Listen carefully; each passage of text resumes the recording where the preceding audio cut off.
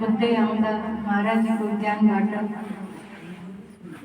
साह्रै 2018 पुराण 6-7 पनि अहिले सबै गुरुहरूले पनि त्यही कुरा भन्नुहुन्छ। राधिका दासले पनि त्यही भन्छन्, गुरुकुल म सुन्छु निकै त्यही भन्छ।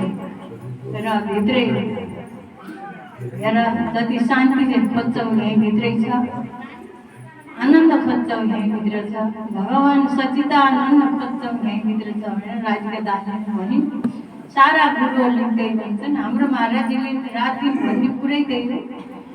र राम भन्ने कुरा अहिले कृमिले नि भन्नुभयो, महाराजले नि भन्नुभयो, हृदयवासी राम त्यो चाहिँ कहिले पनि मर्दैन, अझर अमर छ।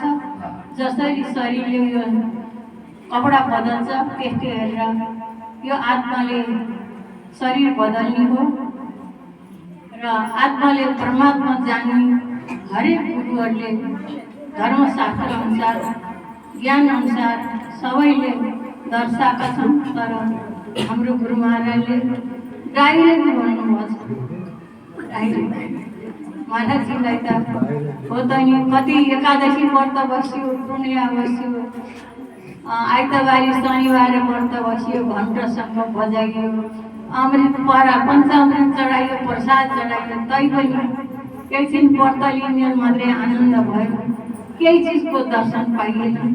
महाराजजीको ज्ञानबाट कस्तो भयो के भयो भन्ने कुरा पल पलमा मुटुमा गाँठो पनि अड्दैन। त्यसै छ अहिले पनि एक शब्द भन्नुभयो, म मद्दत गर्छु भन्नुभयो महाराजजी।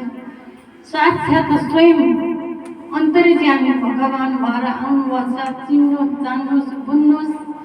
सत्सङ्गमा जति बिताएर पनि एकछिन जान्छु हुने मन राख्नुहोस्। आखिर यहाँ लिएर जाने के पनि रहेछ। यो जोइ छोराछोरी धन सम्पत्ति भन्ने कुरा दिएको पाइयो, खाएको खाइयो, रहेको अल्पत्र, लाखौँ करोडौँ अरब खरब सम्पत्ति एकै माना चामल किन्नुहोस्, त्यो पनि छोडेरै जाने दिनका दिन लानु के पनि रहन्छ। त्यो बुझेर सकिन्छ सत्सङ्ग सेवा भजनमा तल्लीन रहनुहोस्। यो जस्तो ठुलो कुरो केही छैन।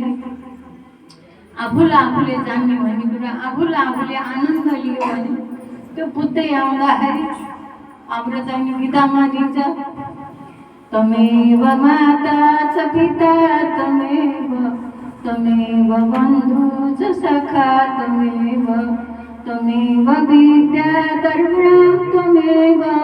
तमेव सर्वं मम देव भनेको के हो त? सबै भगवानको हुन्छ। गीतामा कुन 12 दिन 13 अध्याय गीतामा सबै मै भन्नुभएको छ। भगवान् सबै मै। त्यस्तै चाहिँ महाराजजीले श्वासै मै भन्नुभएको छ। सुरमुनिदेखि भुसुनासम्म श्वासै भएपछि त भगवान् त कहीँ पर छैन, नजिकै छ। घटपट घट जन थल तेज पवन आकाश किरा कस्मिलो जीवा जन्तु जहाँ चाहिँ भगवान्को रूप छ। त्यसो गरेर राम भन्दै भन्थ्यो बुढापाकाले, किरो कस्मिलो पुल्चियो भने राम भन्नुहुन्थ्यो क्या। त्यस्तै सत्सङ्ग आउन नछोड्नुहोस्। अब कामै र काजै र परिवारले भन्दा भोलि एक दिन छोडेरै जाने दुःख लाउने कुरो यो छ। त्यसो भएर आज गुरु जन्मदिनको शुभकामना। फेरि मेरो गुरु महाराजलाई धेरै शुभकामना। ज्ञानको लागि विश्वेश्वरी एकदमै प्रचार गर्नुहोस् हे गुरु महाराज। मैले जस्तो आनन्द र मलाई जस्तो भगवान्ले बिर्सिदिएको सबैले पाउनु भन्दै शब्द